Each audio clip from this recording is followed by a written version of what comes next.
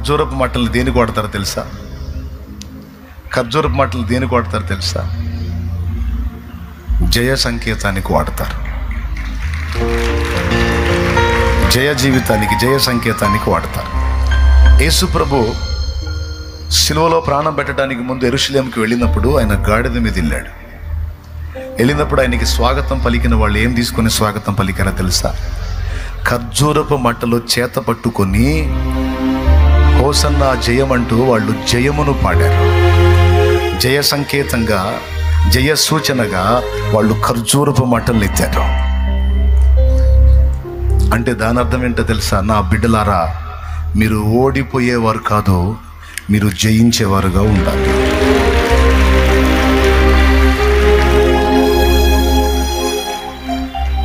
మీరు బలహీనులే కావచ్చు, నువ్వు బలహీనురాలివే కావచ్చు, నువ్వు బలహీనుడివే కావచ్చు, కానీ ఒక్కటి గుర్తుపెట్టుకో, నీవు నా యందు విశ్వాసం ఉంచి ఉన్నావు, నేను జయించి ఉన్నాను, నేను నీకు తోడై ఉన్నాను, నేనే నీకు జయమిస్తాను అంటాడు ఆయన. ఇస్తాడు.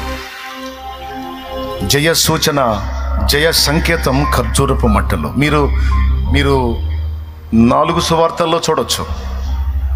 యేసు ప్రభుని వాళ్ళు స్వాగతించేటప్పుడు ఏం తీసుకొని స్వాగతించారో నేను చెప్పాల్సిన అవసరం లేదు. ఏం తీసుకొని? గాడిద కాళ్ళ కింద ఏం పరిచారు? ఖర్జూరపు మట్టలు పరిచారు, వాళ్ళ వస్త్రాలు కూడా పరిచారు. Okay, right. ప్రకటన గ్రంథం 7వ అధ్యాయంలో ఏం రాయబడిందో తెలుసా? ప్రకటన గ్రంథం 7వ అధ్యాయంలో పరలోకంలో కూడా ఈ ఖర్జూర మట్టలు కనపడుతున్నాయి. అది వింత. చూడండి కావాలంటే 7వ అధ్యాయం 9వ వచనం. జీవవృక్ష ఫలం చెట్టు తర్వాత, జీవవృక్ష ఫలం చెట్టు, జీవవృక్షం తర్వాత పరలోకంలో కనపడ్డది ఖర్జూరపు చెట్టు. ఇది వింతైన విషయం. ఇంకో చెట్టును కూర్చున్న ప్రస్తావన లేదు. కావాలంటే చూడండి ప్రకటన గ్రంథము 7వ అధ్యాయము 9వ వచనం ఆఖరి లైన్. వారు తెల్లని వస్త్రములు ధరించుకున్న వారై ఖర్జూరపు మట్టలు చేత పట్టుకొని సింహాసనం ఎదుటను గొర్రెపిల్ల ఎదుటను నిలువబడి సింహాసనాసీనుడైన మా దేవునికిని గొర్రెపిల్లకును మా రక్షణకై స్తోత్రమని మహాశబ్దముతో ఎలుగెత్తి చెప్పిరి. దేవునికి స్తోత్రం కలుగును గాక. ఎంత ఆశ్చర్యకరమైన విషయం అండి. సింహాసనాసీనుడైన వానికిని గొర్రెపిల్లకును మా రక్షణకై స్తోత్రమని ఈ జయించిన వాళ్ళు, జయ జీవితాన్ని పొంది సింహాసనం ముందుకు వెళ్ళినటువంటి వీళ్ళు, ఎవడునో లెక్కింపజాలని గొప్ప సమూహము, ప్రతి జనములో నుండి, ఆయా భాషలో మాట్లాడు వారిలో నుండి, ప్రతి వంశములో నుండి ఎవడునో లెక్కింపజాలని గొప్ప సమూహము, వాళ్ళ చేతులందరి చేతుల్లో ఖర్జూరపు మట్టలు ఉన్నాయట. దేనికి గుర్తుగా వాళ్ళు పట్టుకున్నారు? జయ సంకేతమునకు, జయ సూచనగా వాళ్ళు ఖర్జూరపు మట్టలు పట్టుకున్నారు. దేవునికి మహిమ కలుగునుగాక. మనము కూడా జయించు వారముగా, జయ సంకేతముగా, జయ సూచనగా మనం నిలవాలి. మన తర్వాత వచ్చేటువంటి వాళ్ళందరికీ కూడా మనం జయించి మాదిరి ఇవ్వాలి. మనం నడిచి త్రోవ చూపాలి. మన ముందు జయించిన వాడు నా యేసయ్య, మన ముందు జయించి నిలిచిన వాడు నా యేసయ్య. ఆయన వెనువెంట పరిశుద్ధులమైన మనం కూడా జయ జీవితాన్ని అనుభవిస్తూ మన తర్వాత వచ్చే వాళ్ళందరికీ మనం జయ సంకేతాలుగా, జయ సూచనలుగా నిలవాలి అని చూపిస్తున్నాడు. నా ముందున్నటువంటి దైవజనులు నాకు జయ సంకేతాలే. నా ముందు ప్రభు దగ్గరికి వెళ్ళిపోయిన వాళ్ళు, ఇప్పుడు వాడబడుతున్న దైవజనులు, నాకంటే పెద్దవారు, అనేక ఆత్మల్ని గెలిచిన వారు, అనేక ప్రాంతాల్లో దేవుని పని జరిగించిన వాళ్ళు, విరివిగా ప్రకటించిన వాళ్ళు నాకు ఎలా ఉంటారో తెలుసా? ఖర్జూరపు మట్టల్లాగుంటారు, నాకు ఖర్జూరపు చెట్టుల్లాగుంటారు. నాకు వాళ్ళు జయించి నాకు మాదిరిస్తున్నారు. మేము ఇంతవరకు ప్రయాణం చేసాం, ఇంతవరకు పరిగెత్తి, ఇదిగో ఇది సాధించి ప్రభు ముందు నిలబడ్డాం. నీకు దమ్ముంటే రారా. దేవునికి స్తోత్రం. నాకు దమ్ము లేదు, కానీ నన్ను పిలిచిన వాడు దమ్ము గలవాడు. ఆయన ఇస్తాడు, నేను కూడా వస్తా, నేను కూడా చేస్తా, నేను కూడా వస్తా, నేను కూడా జయిస్తా. నా ప్రభు నా చేపట్టుకున్నాడు. నా ప్రభు ఆశ జయించాలన్నది నా ఆశ కాదు, నన్ను గెలిపించాలన్నది నా ప్రభు ఆశ. నిన్ను గెలిపించి నిలబెట్టాలన్నది నా యేసయ్య ఆశ. నిన్ను ఓడగొట్టాలని కాదు, నిన్ను గెలిపించాలన్నది నా తండ్రి కోరిక. తెలుసా నీకు ఆ సంగతి?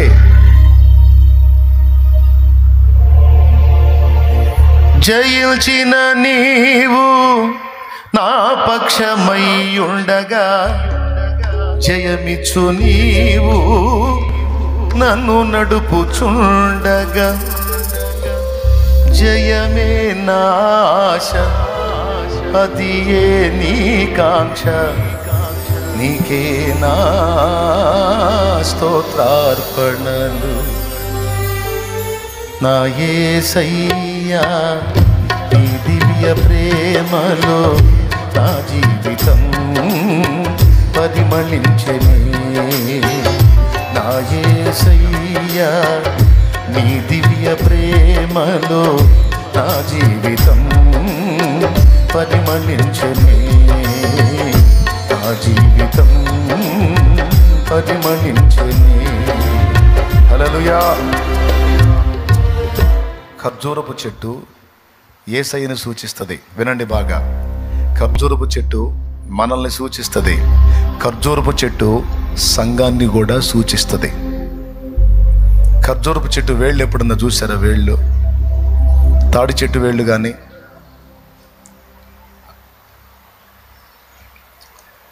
వేప చెట్టు, మిగిలిన చెట్లు, మామిడి చెట్టు, వేప చెట్టు, రకరకాల చెట్లు ఉంటాయి. చెట్టు ఏడుంటే వేర్లు పోయి ఆడో ఉంటాయి. భూగర్భంలో వేర్లు ఎక్కడో ఉంటాయి. కొంగటేరు ఒకటి నిలువున లోపలికి వెళ్ళిద్ది, మిగిలిన పక్క వేర్లు అన్నీ పోయి ఎక్కడెక్కడెక్కడెక్కడెక్కడెక్కడెక్కడెక్కడో ఉంటాయి. ఓదానికి సంబంధం ఉండదు. ఒక దగ్గర నుంచి బయలుదేరుతాయి, కానీ అన్నీ సపరేట్గా ఉంటాయి. ఎంతమందికి తెలుసు మిగిలిన చెట్లు? కానీ మీరు వెళ్ళి చూడండి, ఎక్కడ అవకాశం దొరికితే ఖర్జూరపు చెట్టు తవ్విన తర్వాత దాని వేళ్ళు చూడండి, ఎట్లుంటాయి తెలుసా? దాని వేళ్ళు అన్ని సన్నగా వచ్చి ఒకదాంతో ఒకటి పెనేసుకొని ఉంటాయి. తాడి చెట్టు వేళ్ళు లాగానే ఉంటాయి. ఈత చెట్టు వేళ్ళు అదిగో.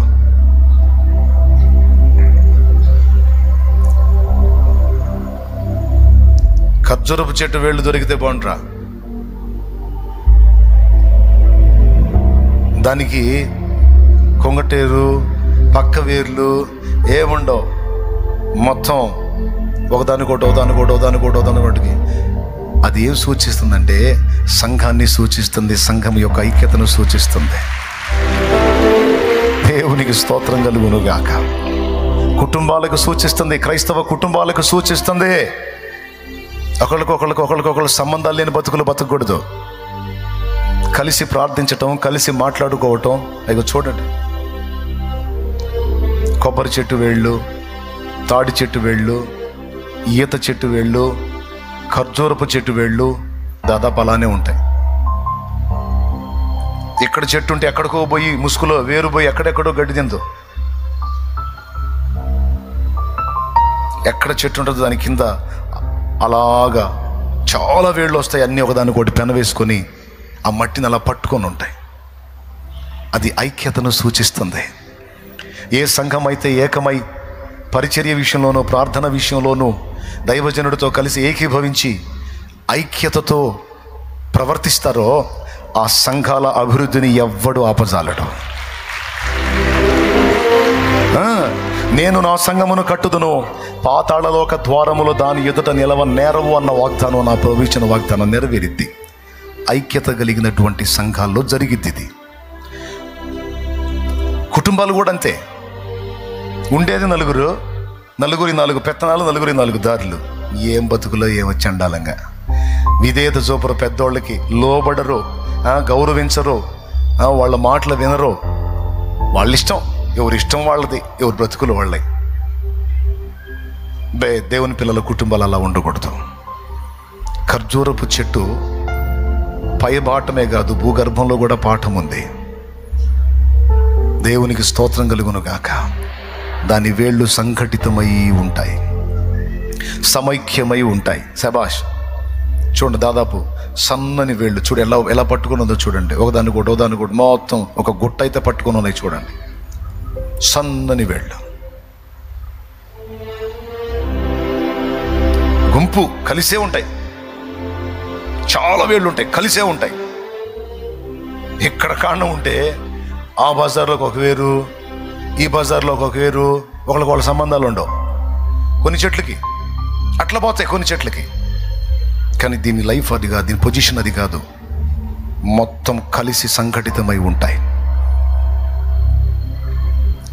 చాలు. మనం నలుగురు 4 దిక్కులు పోయే టైపు కాదు. మనమందరం ఏకమై మొన్నంత పని చేశాం. మనమందరం ఏకమై ప్రార్థించాం, ఏకమై కష్టపడ్డాం, ఏకమై ప్రయాసపడ్డాం, ఏకమై ఖర్చు పెట్టాం, ఏకమై కాపలా కాశాం, కన్నీరు విడిచాం, వేలాది మంది రక్షణ కార్యాన్ని చూశాం. ఈరోజు అందరం ఐక్యమై కలిసి కష్టపడుతున్నాం. అందుకే ప్రతి ఆదివారం 2 ఆరాధనలో ఇంతమందికి సమాధానం చెప్తున్నాం. ఇదేం చిన్న కూటం కాదు, ఇది భారీ మహాసభ. ఇది తెలుసా మీకు? ప్రతి ఆదివారం జరుగుతున్న ఒక భారీ మహాసభ. కానీ ఇంత దానికి సమాధానం చెప్పి అన్ని విషయాల్లో జయం పొందగలుగుతున్నామంటే దేవుని కృప, నా ఆత్మీయ బిడ్డల యొక్క ఐక్యత, దేవుడు కలిగించిన ఆ కృప. ఈ ఐక్యత మన సంఘంలోనే కాదు, మన కుటుంబాల్లో కూడా రావాలి. కలిసి ప్రార్థించటం, కలిసి డిస్కషన్ చేయటం, కలిసి నిర్ణయాలు చేయటం, కలిసి తీర్మానాలు చేయటం, కలిసి ఐడియాలజీ ఆలోచనలు చేయటం, కలిసి ప్రయత్నించటం, ఒకరినొకరు ప్రోత్సహించుకోవటం, ప్రశంసించటం, ఎంకరేజ్ చేయటం. పొరపాటును కూడా మెచ్చుకోరు కొంతమంది. మళ్ళీ దేవుని బిడ్డలే వాక్యం వింటారు. చక్కగా కూర చేసిందనుకో, అమ్మా ఈరోజు కూర బాగుందంటే సంతోషం, పండగ చేసుకుంటుంది, ఇంకా 4 కూరలు బాగా చేసిద్ది అన్నాడే. తింటాడు లొట్టలు వేసుకుంటా, కనీసం పొరపాటును కూడా మాట్లాడటం బాగుందని. ఏం బతుకులో ఏమో కొంతమంది చండాలంగా. నేనైతే అట్లా ఉండను. తమ్ముడు నేను చెబుతున్నా కదా, కూర నచ్చిందనుకో సూపర్ అంట, ఒక రకంగా ఉందనుకో యావరేజ్, ఇంకొంచెం బెటర్గా ట్రై చేయంటాను. బాగుందనుకో తప్పకుండా మెచ్చుకుంటాను నేను. ఎందుకంటే మనకే ఉపయోగం మెచ్చుకుంటే. ఇంక 2 కూరలు వస్తాయి. దేవునికి స్తోత్రం. ఎక్కడికైనా వెళ్ళి తింటా కదా, ఆహారం ఏర్పాటు చేస్తారు కదా. కూర నచ్చిందనుకో కొంచెం వేసి వెళ్ళింది అనుకో, కూర నచ్చిందనుకో ఇంకొంచెం కూర అన్నం, కూర సూపర్ తల్లి అంట. మళ్ళీ వచ్చింది అది అడ్డేసా తీసుకొని మళ్ళీ వచ్చి వేసుకోనే వేసింది. ప్రశంస, ప్రోత్సాహం, మెప్పుకోలు మాట, ఒక మాట. రోజంతా కష్టపడి పనిచేసి నీ కోసం ఎంతో త్యాగం చేశాడు నీ భర్త. మా కోసం చాలా కష్టపడుతున్నాను, ఒక్క మాట. చాలా ప్రయాసపడ్డాను, ఒక్క మాట అన్నరే మహాతల్లులు. చేయకపోతే ఎవరు చేస్తారు ఏంది? చేసుకున్నప్పుడు చేయడా అయింది, పిల్లల్ని కన్నప్పుడు చేయడా అయింది, అందరూ చేయట్లేదా అయింది. ఏం తీసుకొని కొట్టాలో అర్థం కాదు ఈ మనుషుల్ని. ఏమండి అదే అండి మాట, అదే ఆ పద్ధతి. అందరూ చేశారు, అందరూ చేస్తున్నారు, ఈయన చేసాడు ఏంది, నేను గొప్ప ఏంది అని వెటకారాలు చేస్తే ఎట్లుంటుందండి కష్టపడ్డోడికి. కానీ క్రైస్తవ కుటుంబాలు అలా ఉండకూడదు. కష్టపడి నీ భర్త ఇంటికి వచ్చినప్పుడు, చాలా కష్టపడుతున్నాయా నా కోసం, పిల్లల కోసం, కాస్త నీళ్ళు పోసుకో, కాస్త పండుకో, ఆ కాళ్ళకి నూనె రాస్తాను, పరిచర్య చేస్తాను, కాస్త రెస్ట్ తీసుకో, బాగా అలసిపోయినట్టున్నావు అను. కాళ్ళు భూమి మీద ఉండవు, ఆకాశంలో తేలుతుంటాడు మనిషి. కానీ ఈ దరిద్రం ఏంది చెప్పనా? నెంబర్ 1 ఈ పని చేయరు, నెంబర్ 2 ఈ పని చేస్తారు. అందుకే ఎక్కువ నెంబర్ 2లో కనెక్ట్ అవుతారు. నెంబర్ 1 భార్య అన్నది ఇట్లా ఎక్కువ బయట అంటుంటుంది, అబ్బో ఏం హాయిగా ఉంటుంది, అందుకే కదిలితే ఆడకపోతుంటాడు. ఆ పరిస్థితి రాకుండా ఉండాలంటే అదేదో నువ్వే చెప్పు. వీళ్ళేమంటే తెలుసా, మాకు రావట్టంటే మాయలు చేయటం మాకు రాదు, మోసాలు చేయటం మాకు రాదు. అరే మాయోడు చేయమన్నాడు, నిజం కష్టపడ్డది నిజమా కాదా? ప్రయాసపడింది నిజమా కాదా? రోజంతా నీ కోసం బిడ్డల కోసం కష్టపడి వచ్చింది నిజమా కాదా అని ఒక మాట. అది మా ఎందుకు అయింది? ఉన్న మాటే. నీ తల్లిదండ్రులు నీ కోసం కష్టపడ్డారా లేదా? మమ్మీ మా కోసం చాలా శ్రమ పడ్డావు మమ్మీ అను. ఏమన్నా రత్నాలు రాలిపోతాయా, ముత్యాలు రాలిపోతాయా? అందరూ తల్లిదండ్రులు ఎట్లా చేస్తున్నారు, వీళ్ళు కూడా అంతే చేస్తున్నారు. ఎక్కువ ఏం చేశారేంటి? కన్నప్పుడు చేయొద్దా ఏంటి? ఏం తీసుకొని తందాలి వీళ్ళనే? ఏం తీసుకొని తందాలండి వీళ్ళే? కన్నప్పుడు చేయరా ఏంటి? అది కాదు దేవుని బిడ్డల మాట. అమ్మా మా కోసం కష్టపడుతున్నావు, నాన్న మా కోసం చాలా కష్టపడుతున్నావు అను. లోపల పోయి ఏడ్చుకుంటారు, నా బిడ్డలు నా కష్టాన్ని గుర్తించారని. లోపల పోయి ఏడ్చుకుంటారండి, ఇంకా ఆనందంగా చేయగలుగుతారు. నా బిడ్డలు నా కష్టాన్ని గుర్తించారు, నా బిడ్డలు నా త్యాగాన్ని గుర్తించారు, నా బిడ్డలు నా శ్రమను గుర్తించారని మురిసిపోతారు. చాలా ఈ జీవితానికి దేవునికి స్తోత్రం అనుకుంటారు. కానీ అనేక కుటుంబాలు ఎన్ని, అలా గుర్తించే కుటుంబాలు ఎన్ని, ప్రోత్సహించే కుటుంబాలు ఎన్ని, ప్రశంసించే కుటుంబాలన్నీ. ఖర్జూరపు వేళ్ళ ఐక్యతతో ఉన్నట్లు మన కుటుంబాలు అలాంటి ఐక్యతతో, ప్రశంసతో, ప్రోత్సాహంతో, రక్షణ సంగీత సునాదాలతో వర్ధిల్లునుగాక. ఆమేన్. నీకు తెలియకపోతే నేను చెబుతున్నాగా, నేర్చుకో, మొదలుపెట్టు.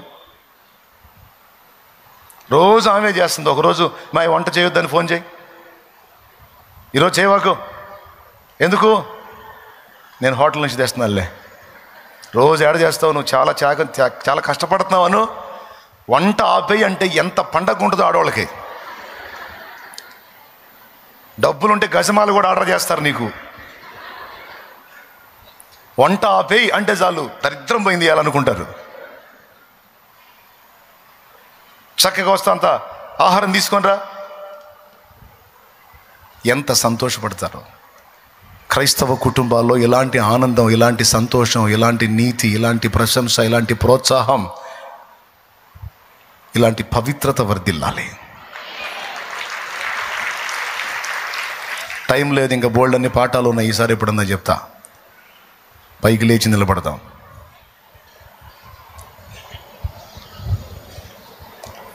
ఒక తీర్మానం చేసుకుందాం ఈరోజు. అనేక సంగతులు దేవుడు మనతో మాట్లాడాడు. నా ప్రభు అయిన యేసు రక్తమును బట్టి మనం నీతిమంతులం, పరిశుద్ధులం. మన ప్రార్థన నీతిమంతుని ప్రార్థనే, మన ప్రార్థన పరిశుద్ధుని ప్రార్థనే, మన ఆరాధన నీతిమంతుని ఆరాధనే. ఎందుకంటే యేసును బట్టి. మన ప్రార్థన నీతిమంతుని ప్రార్థన, నీతిమంతుని ఆరాధన, పరిశుద్ధుని ఆరాధన, పరిశుద్ధుని ప్రార్థనే మనది. ఎందుకంటే యేసును బట్టి. కృంగిపోవద్దు, కలత చెందుతో. ఆకు వాడక నిరంతరము సారము కలిగి పచ్చగా ఉండే ఖర్జూర చెట్టు వలిగా మొదలుకొని నువ్వు పచ్చగా ఉండాలి. నా ప్రభు సారము కలిగిన చెట్టు వలె నువ్వు ఉండమని నా తండ్రి మాట్లాడుతున్నాడు. నిన్నలా చేయబోతున్నాడు నా దేవుడు. నిన్నలా ఆశీర్వదించబోతున్నాడు నా దేవుడు. నిన్నలా వర్ధిల్ల చేయబోతున్నాడు నా దేవుడు. నీతిమంతులు ఖర్జూర వృక్షము వలె మొవ్వ వేయుదురు. వారు యెహోవా మందిరములో నాటబడిన వారై ముసలితనమందు చిగురు పెట్టుదురు, సారము కలిగి పచ్చగా నుందురు అని నా ప్రభు మాట్లాడినట్లుగా ఆ వాగ్దానం మనందరి బ్రతుకుల్లో నెరవేరును గాక. మన దృష్టి ఆకాశం వైపే నిలుపుదాం. నిత్యమైన స్వాస్థ్యం కోసమే అరులు చాచుదాం. నిత్యమైనటువంటి స్వాస్థ్యము మన కోసం సిద్ధపరిచిన యేసు తండ్రి కుడి పార్శ్వమందు ఉన్నాడు. ఆయన వైపు మన దృష్టి నిలుపుదాం. మన కలలు, మన ఆలోచనలు, మన దర్శనాలు, మన సమస్తము అవే అయి ఉండునట్లు మనం జాగ్రత్త పడదాం. అల్పకాల పాప భోగాలు అందలేదని ఫీల్ అవ్వద్దు, దక్కలేదని బాధపడద్దు, పొందలేదని వేదన పడద్దు. అంతకంటే శ్రేష్టమైన భవిష్యత్తు మనకి సమీపంలోనే ఉంది, సమీపంలోనే ఉంది. నా తండ్రి చిత్తమైతే ఇక్కడ నీకు ఆశీర్వాదకరమైన భవిష్యత్తు ఇస్తాడు. అంతకంటే శ్రేష్టంగా అక్కడ కూడా ఇవ్వగల సమర్థుడు. ప్రార్థన. పరిశుద్ధుడు అయిన మా తండ్రి, ప్రేమ స్వరూపిక దేవా, నీకు వందనాలు. మా బిడ్డలందరినీ ఈవేళ సమకూర్చాం. ఖర్జూర చెట్టు నుంచి మా కొన్ని పాఠాలు నేర్పాం. మేము నీతిమంతులమా కాదన్న విషయంలో మాకు స్పష్టతనిచ్చావు. మాకే నీతివయ్యావు, పరిశుద్ధతవయ్యావు, జ్ఞానమయ్యావు, విమోచనయ్యావు. మా కోసం ఎదురు చూస్తున్నావు.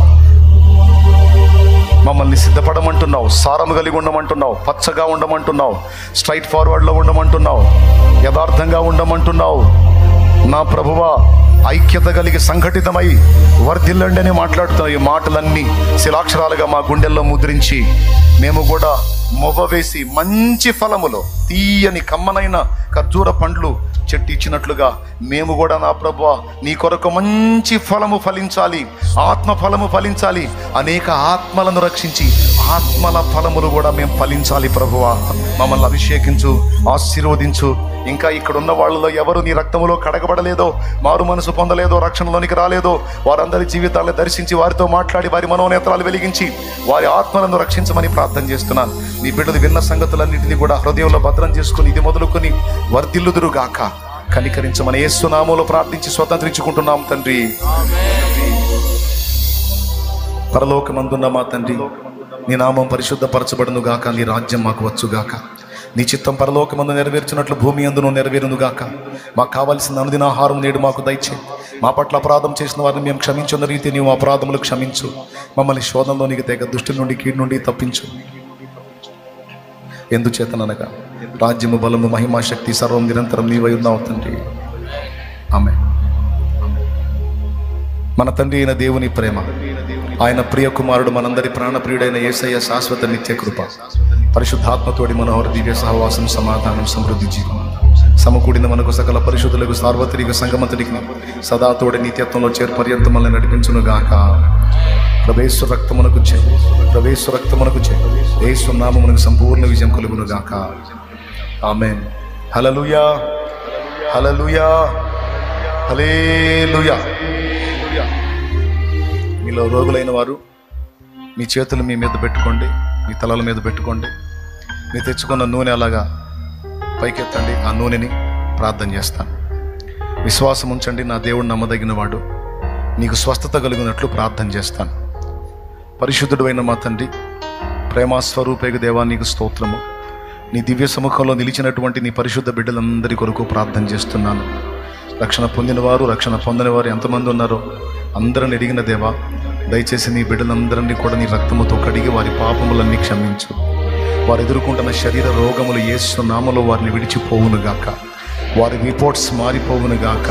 వారి సర్వ శరీరం అరికాలు మొదలు నిర్ణీతి వరకును, స్థిర మొదలుకొని సిరి పాదం వరకును వారి సర్వ శరీరము ఎక్కడెక్కడైతే ఏ అవయవములైతే బలహీనతలు ఉన్నాయో యేసు నామములో అవి కనబడకుండా ఈ రోజుతో నిర్మూలమైపోవునుగాక, పోవునుగాక. నీ నామం అధికారం కలిగిన నామం, అన్య నామముల కంటే పైనామం. ఆ నామాన్ని ఎత్తి ప్రార్థన చేస్తున్న యేసు నామములోని బిడ్డలకు స్వస్థత, మాకందరికీ స్వస్థత కలుగునుగాక, కలుగునుగాక. విశ్వాసంతో బిడ్డలు తెచ్చిన నూనె నీ శక్తితో నింపి రోగులకు దురాశ ప్రార్థించడం ద్వారా స్వస్థత చేకూర్చి అద్భుతాలు జరిగించు. దయాలను వెళ్ళగొట్టు, మంత్ర ప్రయోగాల్ని నాశనం చేయి. నీ బిడ్డలు ఏ ఇంటి అడుగు పెడతారో ఆ ఇల్లు రక్షింపబడాలి. నీ బిడ్డలు ఎవరితో మాట్లాడతారో వారు మారు మనసు పొందాలి. నీ బిడ్డలు ఎవరికి నూనె రాసి ప్రార్థిస్తారో వారు స్వస్థత పొందాలి. అద్భుతంలో తిరుగు ప్రయాణంలో తోడుగా ఉండి ఏ ఒక్కరు ఏ కీడుతో పడకుండా బిడ్డలందరూ క్షేమముగా గృహాలకు చేరు పర్యంతం నీ కాపుదల దయచేయమని, రేపటి నుంచి జరగబోతున్న మందిరాల ప్రతిష్ట కార్యక్రమాలు ఆశీర్వాదకరంగా జరిగించమని, మార్గాల్లో తోడై ఉండమని యేసు ప్రశస్త నామమున ప్రార్థించి వేడుచున్నాం తండ్రి. ఆమేన్. ప్రవేశ రక్తమునకు జై, ప్రవేశ రక్తమునకు జై, ప్రవేశ నామమునకు సంపూర్ణ విజయం కలుగును గాక. ఆమేన్. హల్లెలూయా, హల్లెలూయా, హల్లెలూయా.